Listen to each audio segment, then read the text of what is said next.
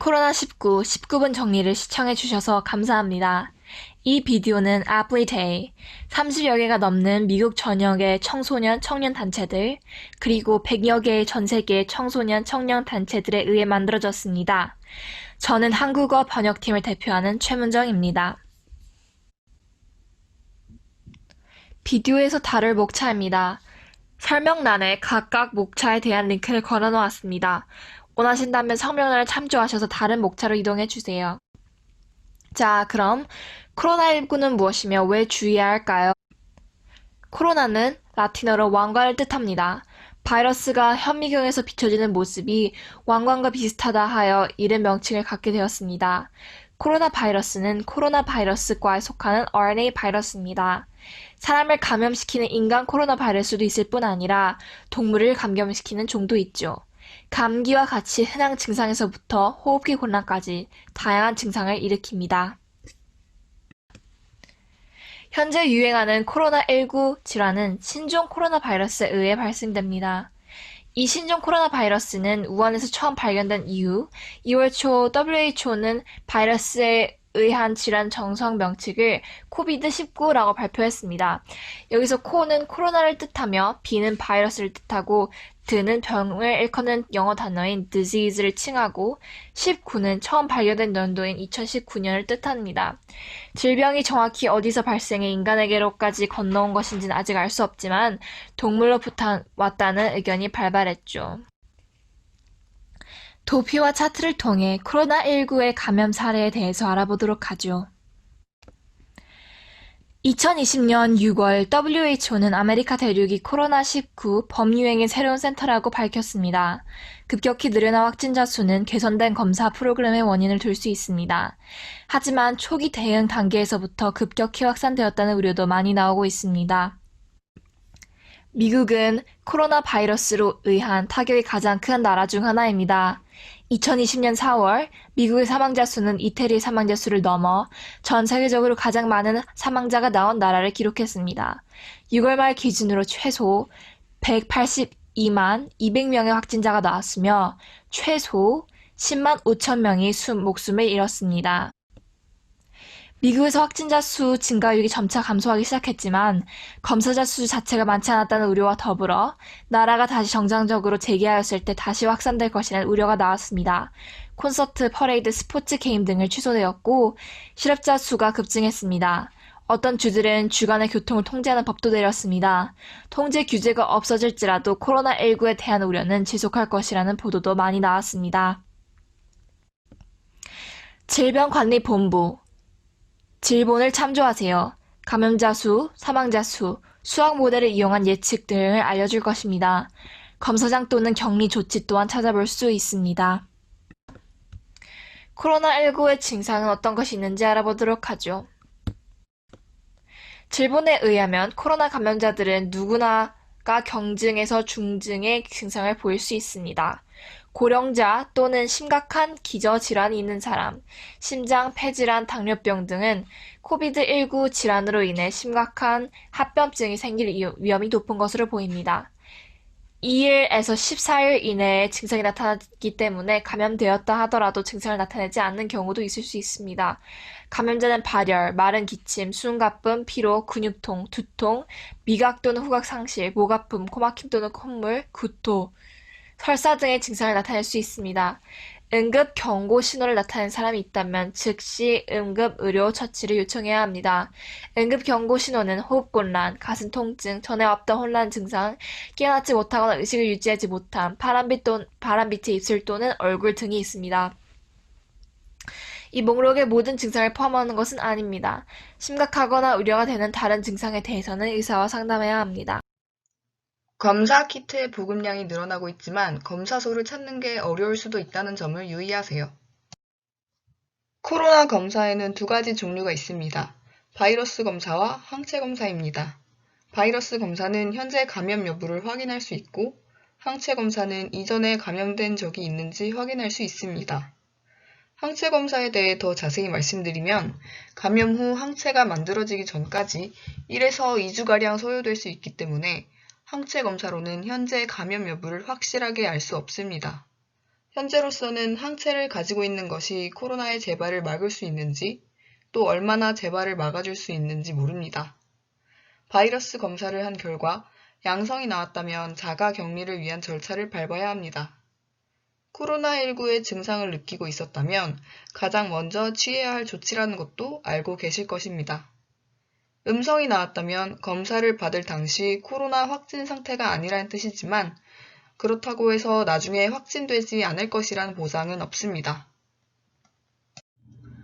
왜 검사를 받아야 할까요? 미국 질병관리본부는 항체 검사보다 바이러스 검사를 권장하고 있습니다. 검사 키트의 보급량이 늘어나고 있지만 검사소를 찾는 게 어려울 수도 있다는 점을 유의하세요. 가벼운 정도의 질환은 검사를 받지 않아도 집에서 회복이 가능합니다. 하지만 증상이 있다면 즉시 주변 의료인에게 연락하고 보건복지부 웹사이트를 통해 관련 정보를 확인해야 합니다.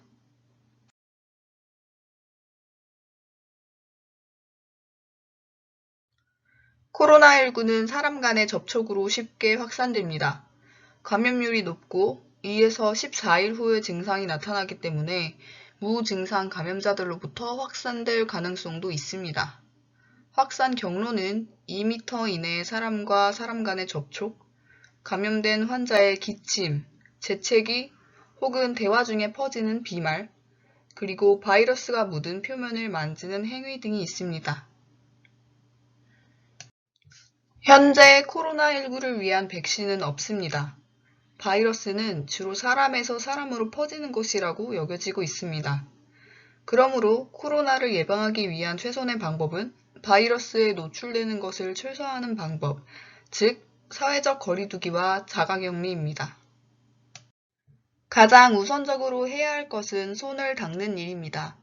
몇 번을 강조해도 부족할 만큼 정말 중요합니다.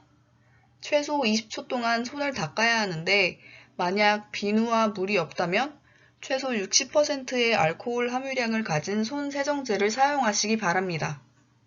말랐다는 생각이 들 때까지 손 전체를 문질러 닦아주세요.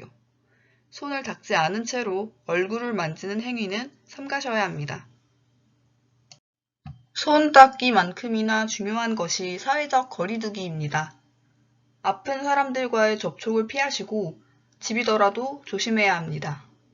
사람들과 최소 2m 간격을 유지하고 밀집된 장소와 대규모 모임은 피해야 합니다. 증상이 없는 사람들도 바이러스를 퍼뜨릴 수 있다는 점을 항상 기억하세요. 다음은 마스크 착용입니다. 마스크를 착용하는 것은 스스로 아프다고 느끼지 않아도 다른 사람들에게 전파할 수 있기 때문에 이를 막기 위함입니다. 공공장소에서는 모두 마스크를 사용해야 합니다. 의료기관이나 마트 등에서는 꼭 마스크를 사용하도록 하고 있습니다. 또한 2m 간격을 유지해야 한다는 걸 잊지 마세요. 마스크는 굉장한 도움이 되지만 코로나가 확산되는 다른 방법들도 알아내는 중이기 때문에 완벽한 차단 방법은 아닙니다.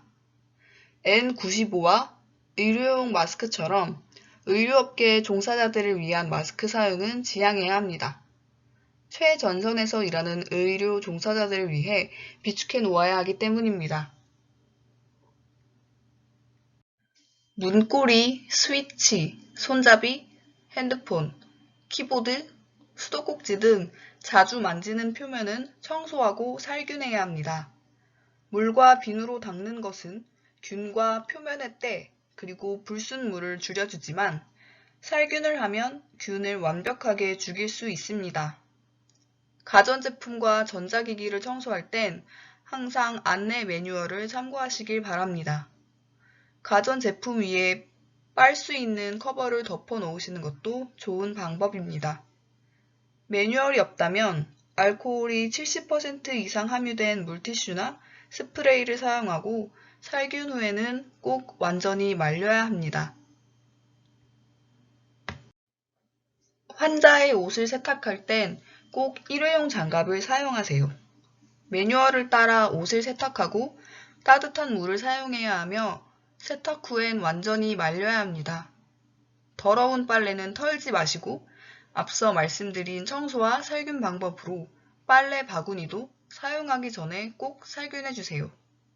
세탁 후엔 장갑을 벗고 바로 손을 닦아야 합니다.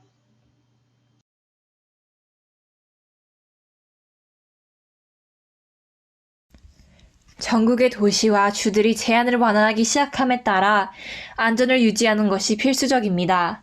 대부분의 경우 바이러스는 최대 6피트까지 이동할 수 있지만 식료품점과 지역센터에서 선이 형성되기 시작하면 6피트 거리를 유지하기 어려울 수 있습니다.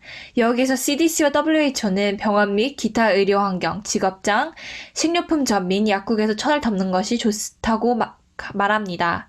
2세 이상의 사람은 6피트 거리를 유지하기 어려운 경우에는 마스크를 착용할 것을 권장하지만 2세 미만이나 호흡기 곤란을 겪는 사람은 마스크를 끼지 않는 것이 좋습니다. 안면 가리개를 착용할 때는 덮개를 쓰기 전에 손을 씻는 것이 중요합니다. 고정을 할 때는 턱 아래에 꼭 맞게 착용하고 코와 입을 모두 가리십시오. 얼굴 덮개와 얼굴 사이에는 공간이 없어야 합니다.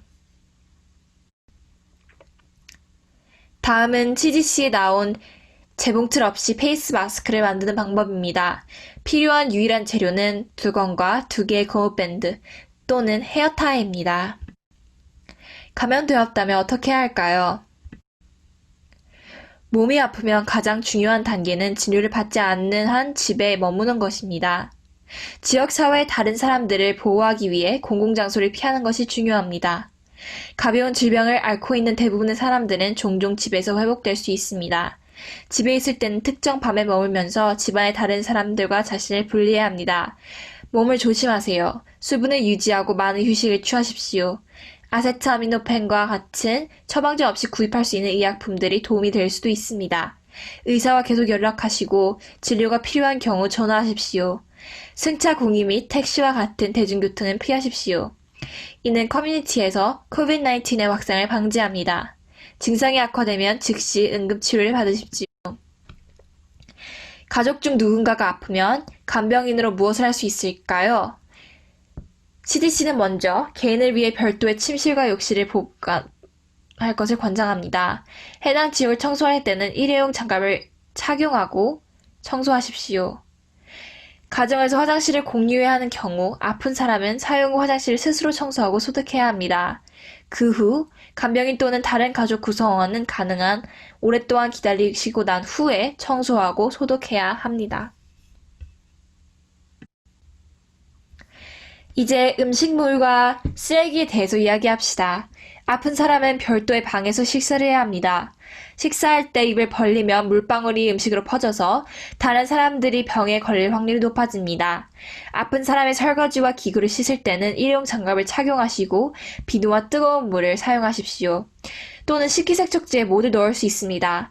가능하면 병든 사람을 위해 쓰레기통을 비웁니다. 쓰레기봉투를 제거하고 쓰레기를 처리 및 폐기할 때는 일회용 장갑을 사용하십시오.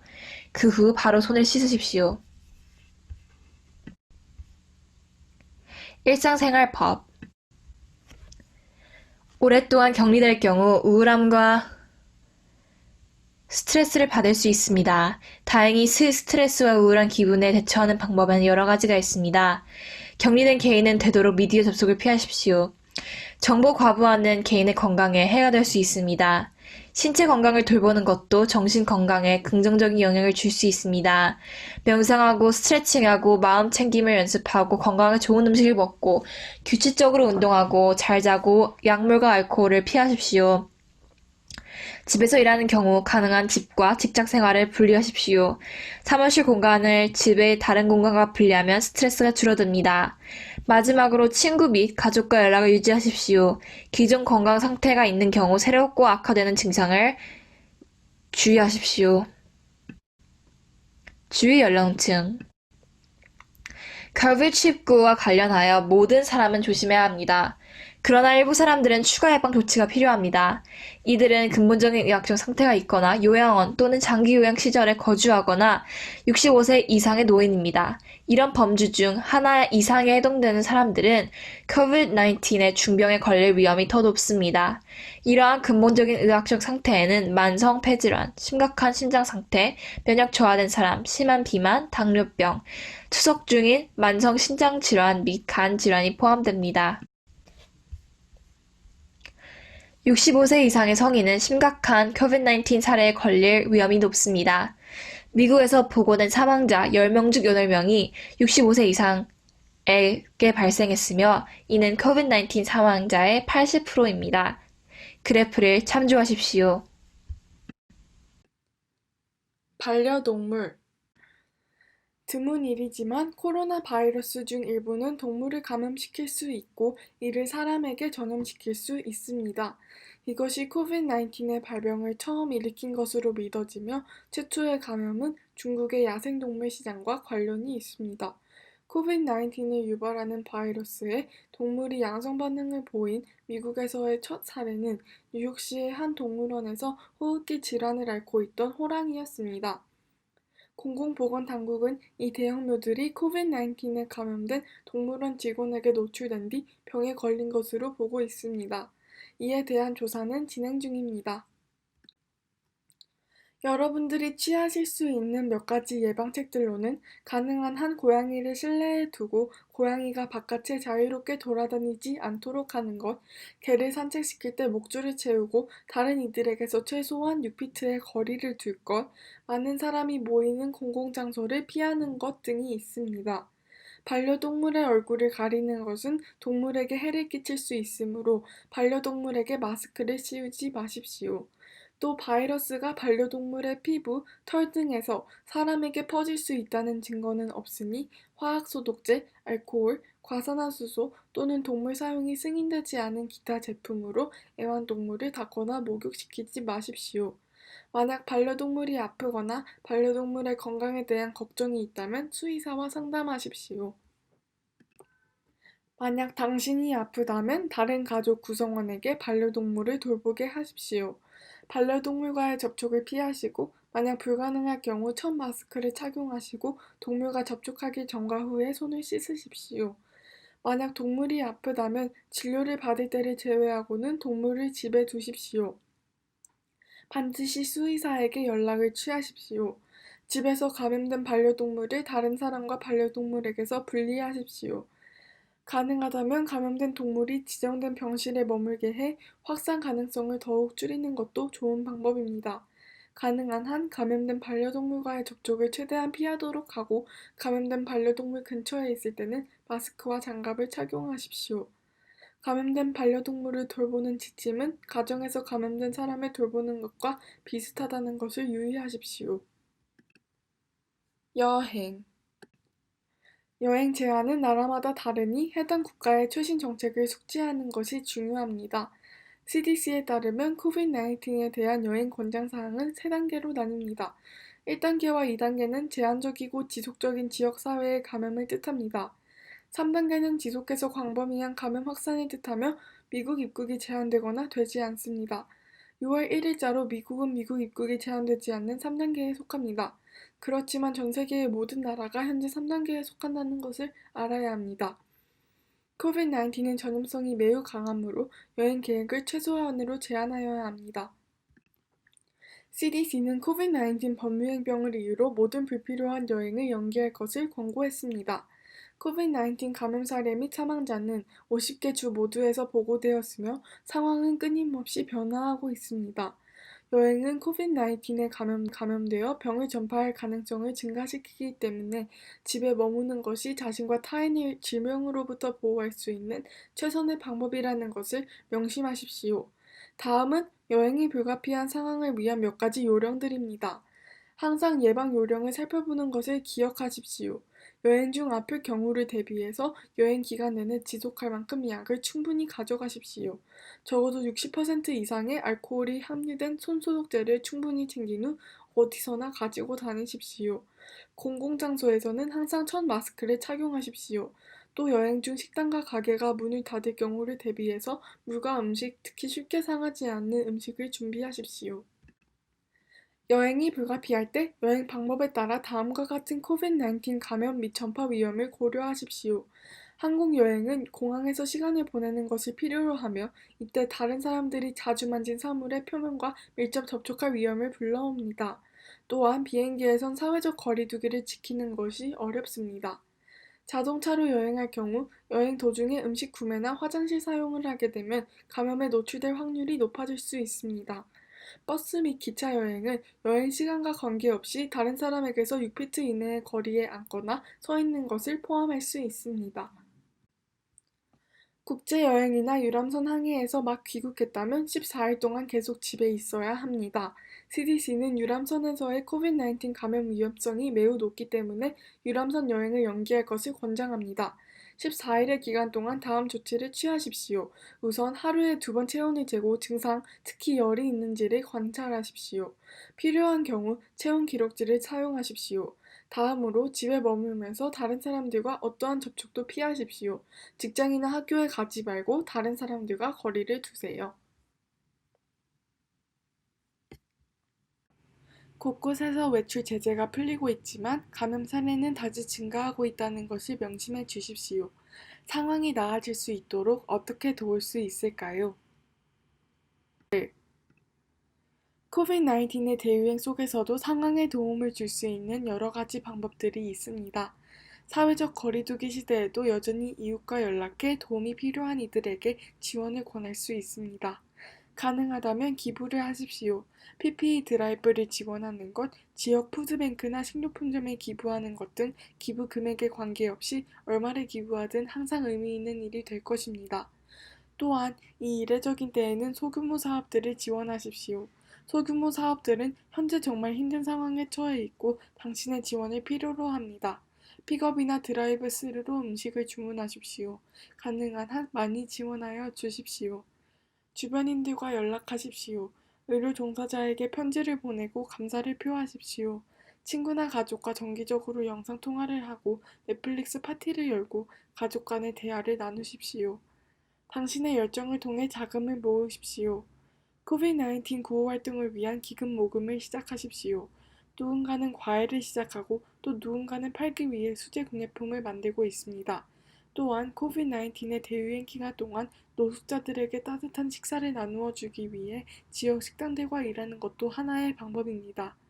그 외에도 당신이 도울 수 있는 다른 많은 일들이 있으니 무언가 기여할 수 있는 것을 생각하는 것이 당신의 일입니다. 지금 당장은 떨어져 있는 것이 함께할 수 있는 가장 좋은 방법이라는 것을 기억하십시오. 많은 기업이 다시 문을 열고 폐쇄가 끝나가기 때문에 장기적인 목표에 도달하기 위해서는 여전히 사회적 거리를 두는 연습을 해야 됩니다. 대유행병과 싸우는 데 있어서 아직 앞서 있는 동안 우리가 희생해야 할 때입니다. 봐주셔서 감사드립니다. 이 비디오를 보시는 여러분 모두가 안전하고 건강하기를 바랍니다.